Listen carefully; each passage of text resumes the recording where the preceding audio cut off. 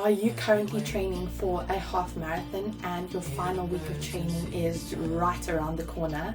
Well, this is the perfect video for you. Join me as I tackle my final countdown to the Two Oceans Half Marathon and what I'll be doing in my final week of my training block. But hey everyone, my name is Cait and I am in my final year of doing a business science degree at the University of Cape Town, and I'm so excited because I am running my second Two Oceans Half Marathon and I'm right around the corner. I have one more week of training to go and then it'll be the big race. I really can't believe how quickly the time has gone. 12 weeks of training nearly completed. So in today's video I'm going to be sharing exactly what I'm doing when it comes to my final week of training.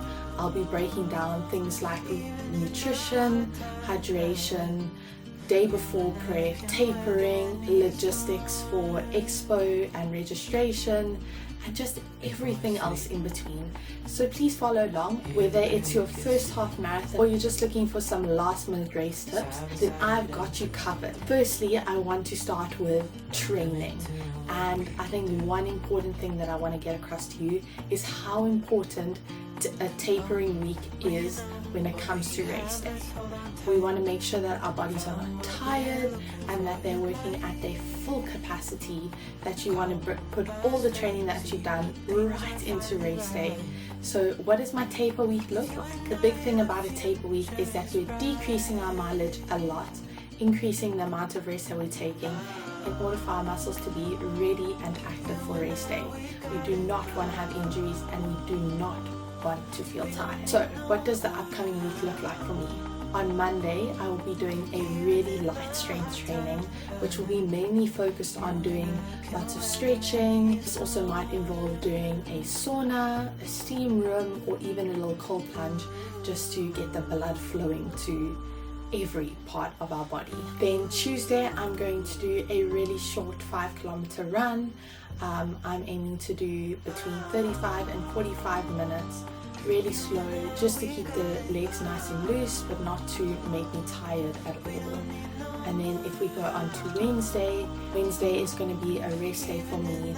And sometimes I like to take an active recovery day where I will go for a short walk. Thursday again, I will do the same as what I did on Tuesday. I'll do a short 5-kilometer run between 35 and 45 minutes at a really slow pace. And I think the key for this week is just to keep the legs loose, get the blood flowing to the legs, and nothing too high intensity. Then Friday is going to be a rest day for me, and I might take an absolute rest day, not too many steps, staying off the legs as much as possible. Saturday, obviously the day before the race, I'm going to make sure to stay off my legs as much as possible. Might do a short little walk, just depends on how the body's feeling. I'm just going to really listen to what my body's trying to tell me. And then I want to make sure that I'm ready for Sunday. I think at this point we have to realize that we've done all the hard work and there is not much more we can do the week before the race. So no crazy workouts, no crazy runs. Now it's all about feeling good and staying injury free. Very, very important. Now let's move on to nutrition and hydration. And this we're going to look at for race day and we're going to look at for the week before. I think nutrition plays a key role in training in general, but specifically the week before the race. I'm going to focus on eating really well balanced meals with a little bit of carb, a little bit of protein. So I know there's this myth that lingers around the running community about carbo loading. Personally, I don't believe in that. I believe that every day leading up to the race, we're going to add a little bit of extra carbs to the day than we would normally have, because for me, I get bloated really easily and I don't want to get bloated and feel really uncomfortable the day before the race or even on race day. And so adding a little bit of extra carbs to every single day makes sure that we have that fuel for race day, but does not leave us feeling very bloated and heavy and stodgy for race day. You want to be in prime condition for race day, and so you don't want to have your stomach playing up while you're trying to run a 21.1 kilometer race. Hydration is so important. I like to make sure that I'm getting at least 2 to 3 liters of water every single day, and I like to incorporate as much electrolytes as possible. So every day I will have at least 1 glass of electrolytes so that my body is all balanced.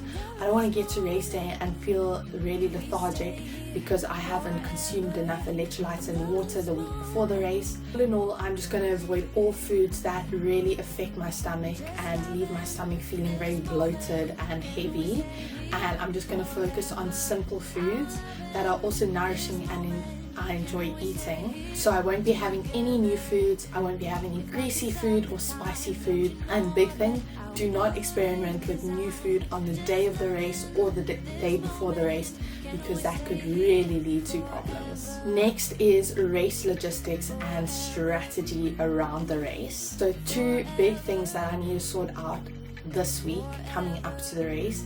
First thing is race registration and race expo. I remember going to the Two Oceans Expo last year and just getting so drawn into the atmosphere and the vibe of the place. It got me so excited for race day. It's just, there's so much going on at the expo, so much energy, and I absolutely love expos in general. I'll be picking up my race pack. I'll get my bib, my timing chip. If you go to the Two Oceans Expo, let me know what you think and if it gave you the same excited energy that it gave me last year. I'm so looking forward to this one this year. And like I said, it's about planning my race time, and obviously I have all that I've been running towards and working towards in the past 12 weeks. But I think one thing I have to realize is that whatever's going to happen on race day is going to happen regardless, and that I need to just trust that the training that I've done is going to pay off, and just be super kind to myself, because so many things that go into a race day, things that we don't even think about. So the Two Oceans half marathon route has one big hill at the beginning. When you're still feeling quite cold, you've only basically just started the race. And I think one thing I need to learn from last year is to pace myself through that hill. I don't want to be taking out all my energy within the first 2 to 3 kilometers before the big beast of a hill, and that's Southern Cross Drive. I will say I felt like the Southern Cross Drive went by really quickly, but I want to make sure I pace myself throughout the race. And I don't know, I kind of felt like on the day I also ran a little bit faster than I'm expecting, because the support from people is incredible. And like, I normally run with my headphones, but on race day I don't run with my headphones, and I get so sucked into the race day energy that I tend to actually drown out the noise in my head and just focus on enjoying the race as much as possible. I don't know if you guys experience that as well. Then just as important, and now we're going to talk about gear check and packing our stuff the day before the race in order to make sure we don't forget anything. So the night before the race, I like to set all my stuff out in a specific area, making sure to tick off the list that I have got everything that I need. So here's my checklist, just to give you a little idea as to what I like to pack for race day, which includes the actual race itself and also the morning of the race, just laying everything out. First thing is obviously the running shoes, and one big thing that I've been told over and over is to use the same shoes that you've been running in your whole training block, and to not try out new running shoes on race day, because you don't know how they will affect you, and you don't want to be really hating every second of your run because you're trying out new running shoes. Then obviously your race outfit. You want to make sure you set out everything that you need. You want to make sure that it is super comfortable, possibly something that you've run in before, and also to consider the weather as well. Some of the gear that I like to use is my Shane and Dot shorts, my Versus socks. I run in my Brooks running shoes. I use my Salomon running belt to put my phone in and my gels in. I have my cap as well, and I run for Team Vitality, so I wear my Team Vitality running top. Then is my race bib or timing chip that I picked up from the Race Expo. Make sure to pin it on your shirt at the front and at the back as well. And if you have a permanent running license, make sure to have that on the front of your shirt as well. That is super important, because you will get into huge trouble if you run without a license, especially in South Africa. And like I said earlier, I like to pack my energy gels or snacks to get me through the race. So I like to take, I think it's 2 energy gels. And then I also like to buy a packet of sweets and decanter the sweets into a little plastic bag so that I can nibble on those. So I normally do a gel at 45 minutes, and then I like to do a gel at 1.5 to 1:45, and then in between those I'll snack on my little sweets, and I like soft eating gums. Nice and easy to chew while you're running. Then I don't like to carry water or electrolytes because I will just grab water from the stations as I'm running through. I don't normally have the Coke or energy drinks.